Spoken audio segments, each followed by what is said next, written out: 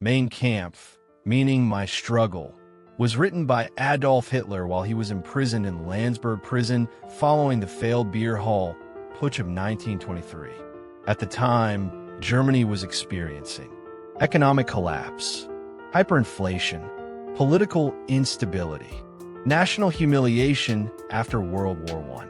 The book is both an autobiography and a political manifesto. Historians today study Mein Kampf to understand how extremist ideologies are formed, how propaganda works, and how democratic systems can collapse when fear and resentment are exploited. 1. Childhood, family, and early identity. Hitler begins with his childhood in Austria-Hungary. He presents himself as rebellious, strong-willed, resistant to authority. His father is portrayed as harsh and controlling, while his mother is described with affection. Modern historians note that Hitler uses this section to create a heroic self-image, portraying himself as a misunderstood individual destined for greatness. 2. Dreams of art and failure in Vienna. Hitler aspired to become an artist, but was twice rejected by the Vienna Academy of Fine Arts. This rejection marks a turning point. He falls into poverty and social isolation. Vienna at the time was politically polarized, filled with nationalist and anti-Semitic rhetoric. Rather than blaming personal failure, Hitler begins blaming entire social groups, a classic psychological pattern seen in extremist radicalization. 3. Formation of anti-Semitic and racial ideas. In Vienna, Hitler claims he discovered anti-Semitism. However, historians emphasize these ideas were not based on evidence. They reflected existing extremist propaganda of the time.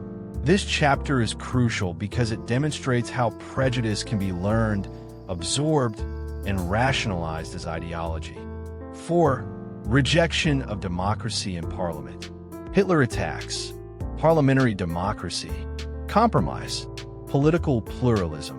He argues that debate weakens nations and that one strong leader is superior to institutions. This rejection of democracy later becomes the foundation of totalitarian rule. 5. World War I and the stab-in-the-back myth. Hitler describes World War I as a defining experience. Germany's defeat devastates him. He adopts the false belief that Germany was betrayed internally rather than defeated militarily. This myth later becomes a central Nazi propaganda tool, used to justify revenge, repression, and violence. 6. Entry into politics and rise as a speaker. After the war, Hitler joins the German Workers' Party. He quickly realizes his strength lies in emotional speeches, mass rallies, simplified messages. This chapter shows how charismatic communication, not facts, can mobilize large groups during crisis. 7. Propaganda. Manipulating the masses. One of the most studied sections of the book. Hitler claims, the masses respond better to emotion than logic. Repetition creates belief. Complex truths should be simplified. Modern scholars analyze this chapter as a warning manual on how propaganda exploits fear and anger. 8. Ideology above law and institutions. Hitler argues that ideology must override law, constitution, individual rights. This thinking directly enabled the dismantling of courts, suppression of opposition, rule by decree. It demonstrates how legal systems collapse when loyalty replaces accountability. 9. Race, citizenship, and exclusion. Citizenship, according to Hitler, is based on race rather than law. These ideas have no scientific basis, are ethically indefensible, led directly to genocide. This chapter later translated into the Nuremberg Laws, systematic persecution, the Holocaust. 10. The Führer principle and absolute leadership. Hitler promotes absolute obedience to one leader. He argues, authority must not be questioned. Leadership must be centralized. Historically, this made mass atrocities possible by eliminating moral responsibility at individual levels. 11. Anti-communism and political violence. Communism is portrayed as an existential enemy.